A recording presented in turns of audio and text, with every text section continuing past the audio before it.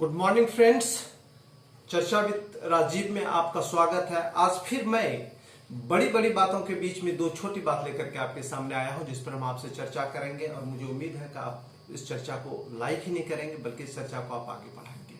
वो दो महत्वपूर्ण बातें क्या है, छोटी छोटी बातें क्या है, जिस पे गंभीर चर्चा करने की जरूरत है, आपको भी करने की जरूरत है, मैं तो कर ही रहा हूं। पहला विषय है कि देश के इंजीनियरिंग कॉलेजेस में आरक्षण को लेकर के एक मामला सामने आया है।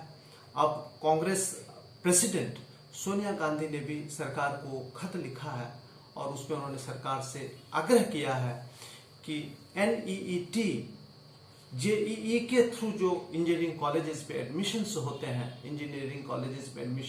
चाहे मेडिकल कॉलेजेस में एडमिशन्स होते हैं, स्टेट गवर्नमेंट्स में हो या कहीं और भी हो, प्राइवेट सेक्टर्स में जहां भी इस प्रकार के एडमिशन्स होते हैं, वहां आरक्षण की जो पॉलिसी है उसका ईमानदारी से इम्प्लीमेंटेशन होना चाहिए।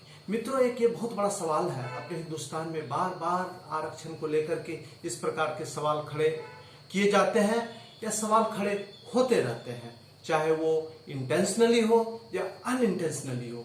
लेकिन हमारा मकसद इस चर्चा का सिर्फ एक ही है, एक मजबूत राष्ट्र का निर्माण करना, एक इंक्लूसिव भारत का निर्माण करना। और मेरा स्पष्ट मानना है कि उसमें अफर्मेटिव मेजर को एक महत्वपूर्ण भूमिका निभाना है। या मैं ये कहूं कि इस गोल में, इंक्लूसिव भारत की जो गोल हमने सेट किया है, सेल्फ रिलायंट भारत की जो हमने गोल सेट किया है, उसमें अफर्मेटिव मेजर्स के लिए एक जबरदस्त भूमिका है, एक जबरदस्त अपॉर्चुनिटी है। इसलिए हमें इसके बारे में ईमानदारी से चर्चा करने की जरूरत है।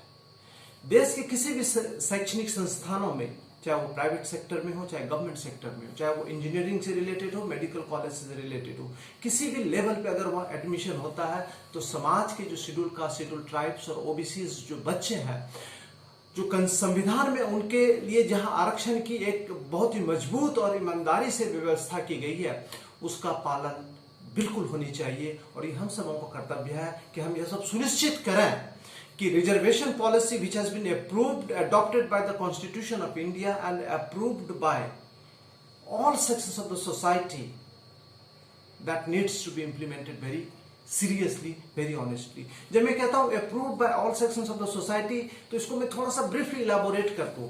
भारत में कॉन्स्टिट्यूशन में रिजर्वेशन का प्रोविजन है। जब रिजर्वेशन पॉलिसी लागू किया गया, खासकर जब ओबीसी के लिए रिजर्वेशन पॉलिसी लागू किया गया, वीपी सिंह सरकार ने जब इसको लागू किया तो इसका पूरे देश में विरोध हुआ।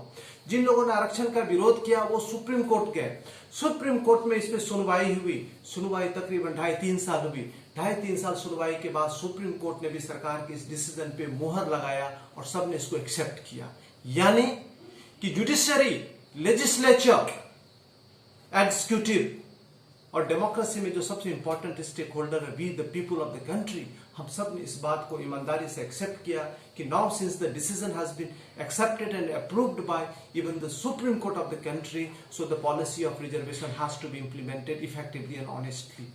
इसलिए इस पे हमें किसी भी प्रकार की बेईमानी करने की कोई गुंजाइश नहीं है, हमें इसे ईमानदारी से लागू करनी है। कहा था ना मैंने आपको, बड़ी बड़ी बातों के बीच में मैं छोटी बात लेकर के आऊंगा, लेकिन ऐसी बात जिस पे आप चर्चा करना चाहेंगे।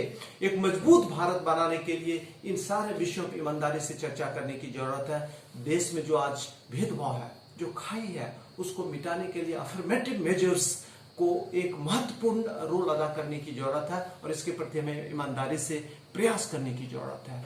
Honesty in the implementation of affirmative measures is the need of the hour to build an आत्मनिर्भर भारत, ताकि हम दुश्मनों को उनकी नानी की याद दिलाते हैं। राष्ट्र मजबूत होगा, याद रखिएगा, दुश्मन हमारे सामने टिक नहीं सकेगा। राष्ट्र मजबूत होता है लोगों की मजबूती से। लोग मजबूत होंगे, खुश होंगे, सुरक्षित रहेंगे, स्वस्थ रहेंगे, तो राष्ट्र भी मजबूत होगा। उसके लिए हमें इंक्लूसिव अप्रोच अडॉप्ट करने की जरूरत है।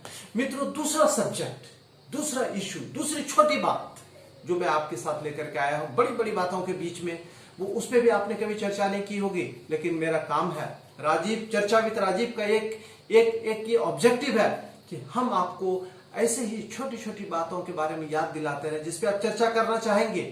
दिल से नहीं तो दिमाग से तो जरूर चर्चा करेंगे और फिर आप इस बात को आगे ले जाएंगे, क्योंकि आपका मकसद, हमारा मकसद एक है, एक मजबूत और इंक्लूसिव भारत का निर्माण करना। ये दूसरी छोटी बात क्या है मित्रों, मैं आपको याद दिला दूं, आप भूल गए होंगे, वो है कि पुलिस कस्टडी में हमारे यहां जो लोगों की मौत होती है, दुखद है।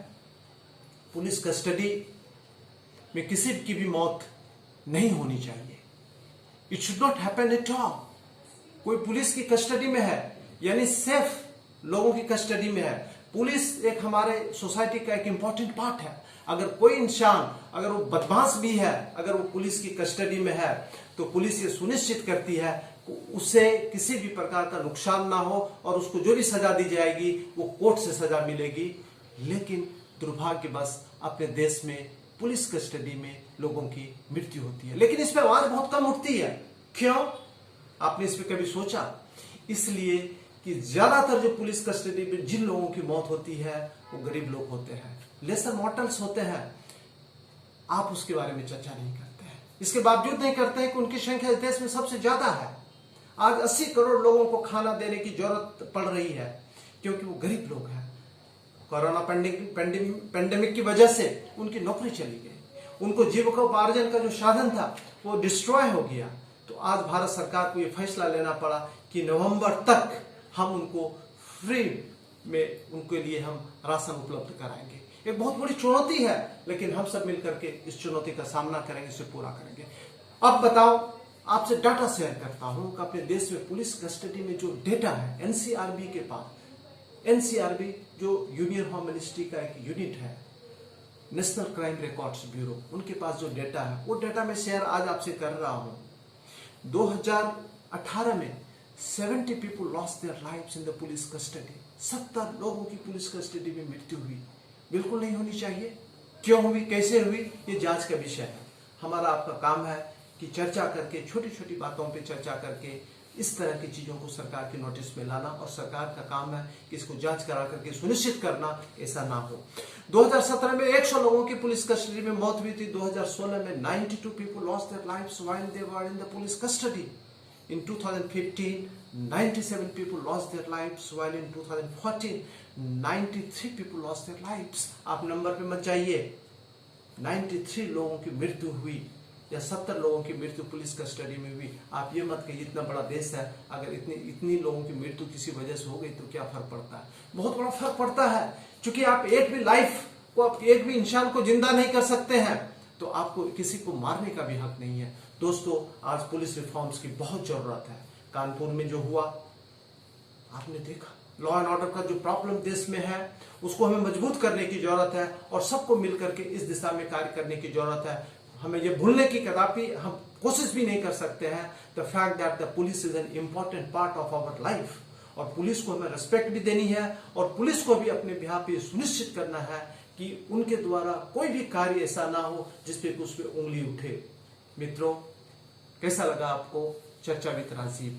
हम हमेशा की तरह हमने जो आपसे वादा किया है, बड़ी बड़ी बातों के बीच में हम छोटी बातों पे चर्चा करते रहेंगे, लेकिन मकसद हमारा एक है, सिर्फ एक है, एक मजबूत, आत्मनिर्भर और इंक्लूसिव भारत बनाने की। और उसमें चर्चा विद राजीव को आप आगे ले जाए, आप इस चर्चा को आगे ले जाए, हमसे जुड़े रहे। धन्यवाद।